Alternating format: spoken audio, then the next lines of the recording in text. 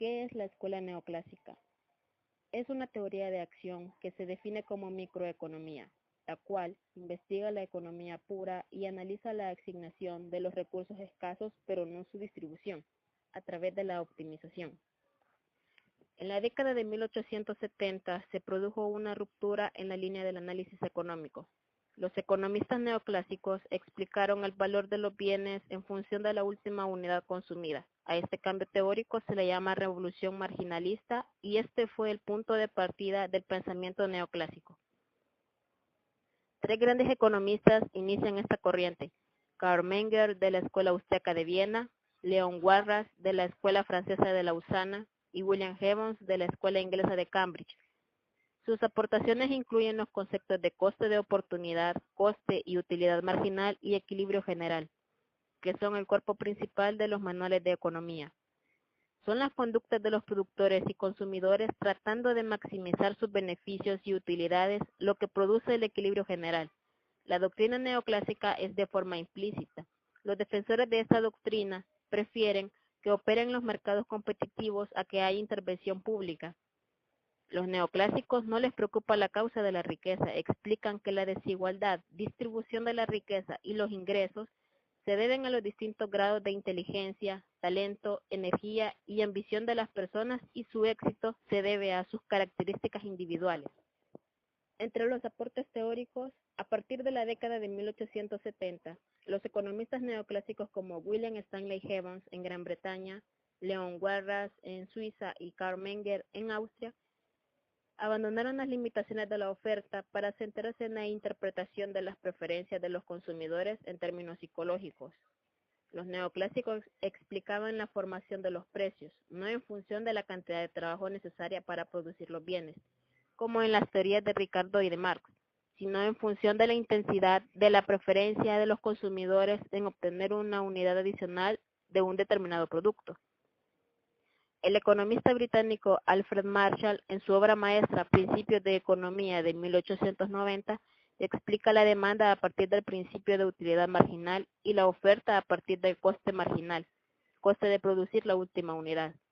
En los mercados competitivos, la preferencia de los consumidores hacia los bienes más baratos y la de los productores hacia los más caros se ajustaría para alcanzar un nivel de equilibrio. Ese precio de equilibrio sería aquel que hiciera coincidir la cantidad que los compradores quieran comprar con la que los productores desean vender. Un mercado de competencia perfecta es aquel en el que hay muchos vendedores, como podemos ver en la ilustración, muchos vendedores, pero también hay muchos compradores. Ahora, en estos negocios, producir una porción o ración de pizza cuesta $1, pero el precio de venta al público es de $1.50. Ahora otro dato. Las personas de esta ciudad, que son 2.000 individuos, vamos a suponer que son 2.000, están dispuestas a pagar por una porción de pizza $1.50. A ellos les llamaremos agentes precio aceptantes, puesto que determinan que el precio de la porción de la pizza es racional. O en otras palabras, que este precio es módico y que está al alcance de sus bolsillos. Miren, si las pizzerías tuvieran que subir el precio de la porción de esta pizza, por motivo de la subida del precio de la harina, por ejemplo, quizás las ventas disminuirían debido a que las personas no estarían dispuestas a pagar mucho por esta ración. Una eventualidad que no podría acontecer es que la vendieran por debajo del precio de producción, puesto que no alcanzarían a recuperar lo invertido y el negocio no se podría mantener. Si nos fijamos bien, tanto los vendedores como los compradores están satisfechos en los siguientes sentidos. Por una parte, los compradores están adquiriendo exactamente la cantidad de pizza que les satisface. Es decir, en nuestro supuesto, las 2.000 personas se comen una ración de pizza. Y por el lado de los vendedores, ellos están satisfechos, pues venden exactamente las cantidades de pizza que quieren vender, es decir, lo que los compradores necesitan. Esto resulta en una situación de los mercados de bienes y servicios donde la interacción de la oferta y la demanda determinan el precio. Es importante conocer cuáles son las condiciones que se deben dar para que exista un mercado de competencia perfecta.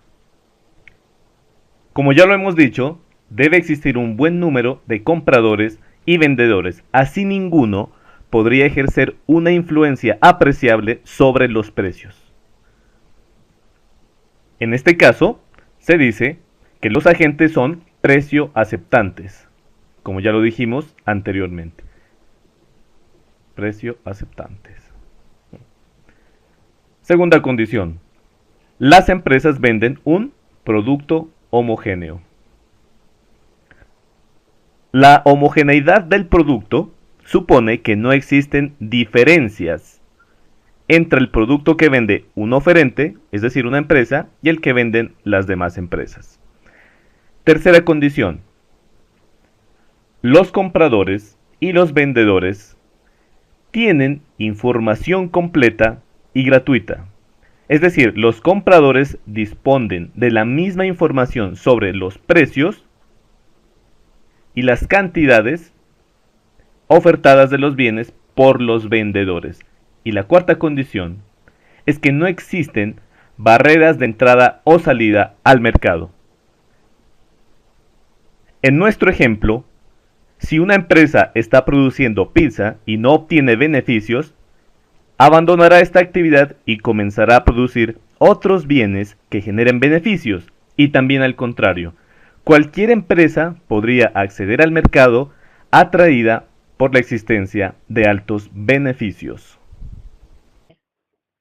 El auge del periodo neoclásico se ubica entre la Primera Guerra Mundial y a mediados de la década de los 30. Al conducir la Gran Crisis, se da un desarrollo logrado por la teoría microeconómica, debido a los aportes marginalistas en el área del valor de los precios y otros neoclásicos dedicados al análisis monetario, a la distribución de los ingresos y a la búsqueda de las condiciones de equilibrio económico.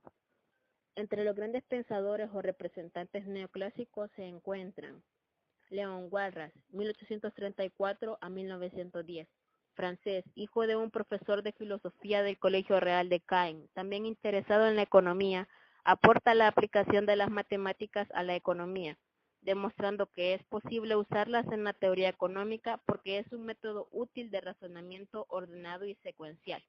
Proporciona técnicas que expresan las relaciones económicas en forma simple. Karl Menger, 1840-1921. Nació en Galicia, estudió en la Universidad de Cracovia, fue profesor de la Universidad de Viena y es el fundador de la Escuela Austriaca. Utiliza la psicología para investigar temas económicos. Desarrolla el aspecto teórico sobre la formación de los precios a partir de la investigación de las necesidades humanas. Alfred Marshall, 1842-1924. Él es el más destacado de los neoclásicos, representa la escuela inglesa, estudió en la escuela de St. John de la Universidad de Cambridge y fue profesor de matemáticas en Clifton School en Cambridge. Continuó hasta la muerte de sus iniciadores. Al inicio de la utilidad marginal, usó el método matemático, el álgebra y la geometría para mostrar y teorizar sobre las relaciones económicas exactas entre las diferentes variables definidas. La principal obra de Marshall es Principios de Economía.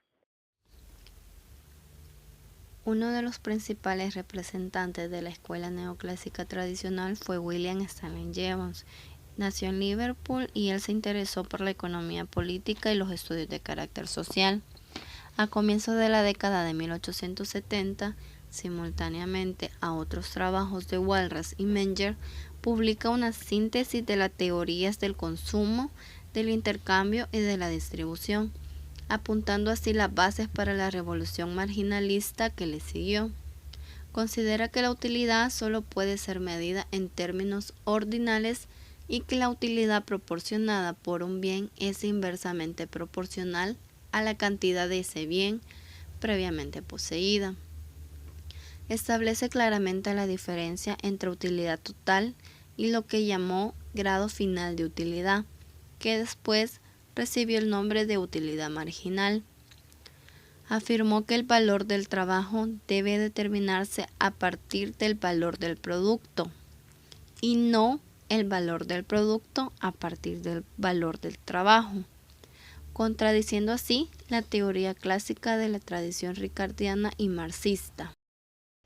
Entre las principales aportaciones teóricas de los neoclásicos se encuentran la teoría subjetiva del valor, basada en la utilidad y la escasez, la teoría psicológica de la utilidad marginal, la teoría de la formación de los precios, la teoría del equilibrio general, la teoría del bienestar, la teoría de la distribución, la teoría de la producción, la teoría del equilibrio parcial, la teoría subjetiva del valor, la teoría de la conducta del consumidor, la teoría de la utilidad marginal, la teoría de los precios y la teoría de la estática económica.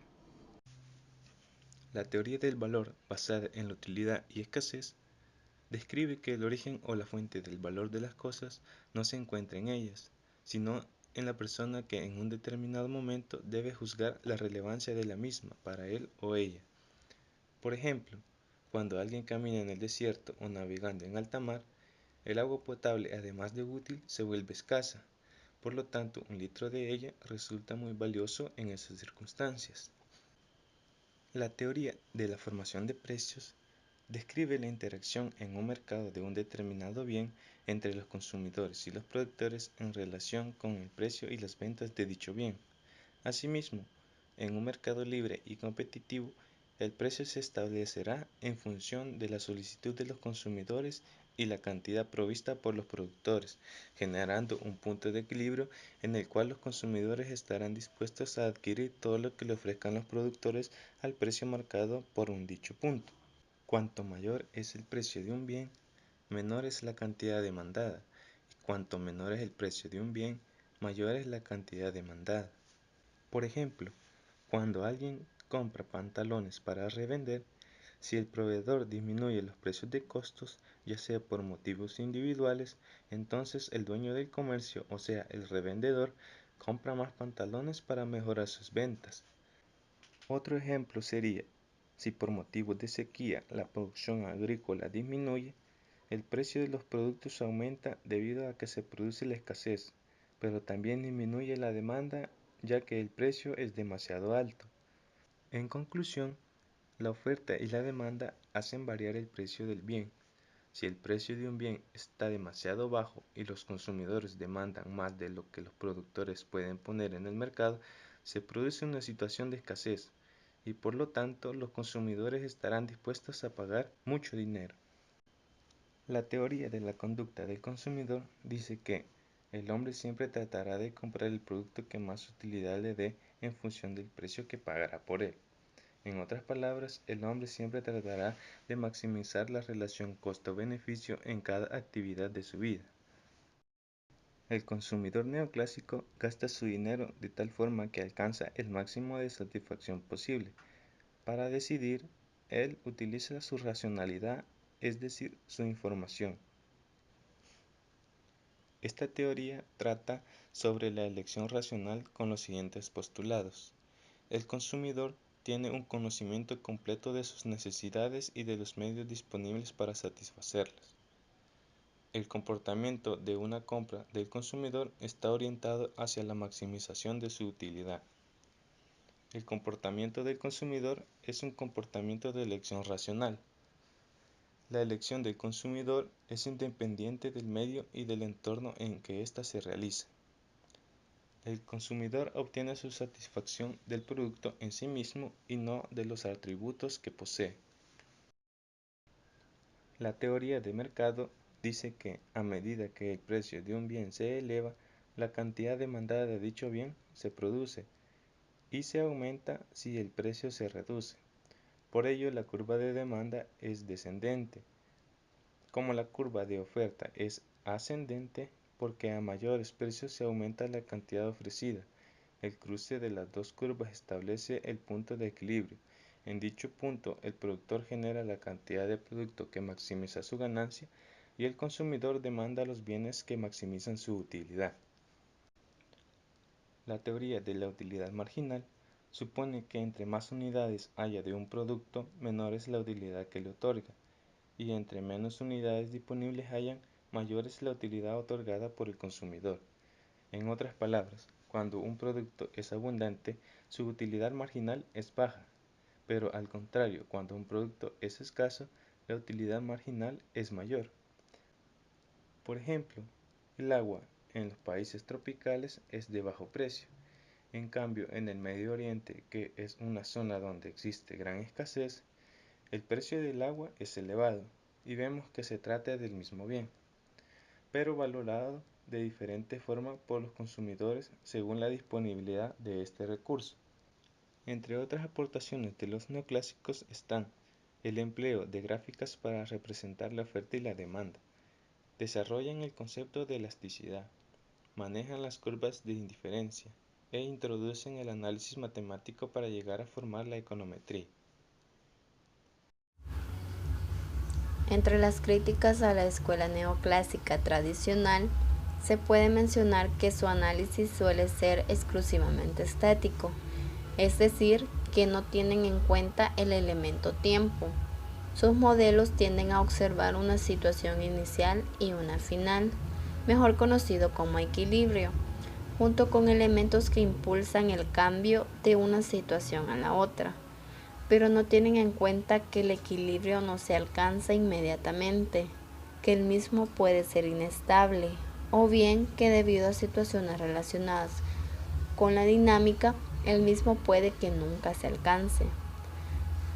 Para Veblen, en 1900, el concepto de equilibrio es normativo, implicando que el equilibrio es de beneficio para la sociedad y los individuos. Veblen considera que la economía ortodoxa es teológica y predarwiniana. Teológica porque asume que el proceso económico progresa o tiende a una situación estable como lo es el equilibrio a largo plazo, que ni se observa en realidad ni se deriva de algún análisis, sino que se asume como un dado con anterioridad a cualquier análisis u observación, y es predarwínica porque en la opinión de Veblen, el proceso económico es un proceso darwiniano de evolución, desarrollándose a través del tiempo como respuesta a diferentes y cambiantes circunstancias, pero careciendo de propósito o diseño. Otra crítica es que se fundamenta casi exclusivamente en el análisis de la psicología individual, sin tener en cuenta la interdependencia que se puede producir entre los individuos al formar parte de grupos o agregados más grandes, que introducen elementos que influyen en su comportamiento, o bien que los agregados tienen un comportamiento que difiere de la suma del comportamiento de sus individuos. También descuidaron el estudio del marco institucional en el que se desarrolla la actividad económica, debido a sus supuestos de racionalidad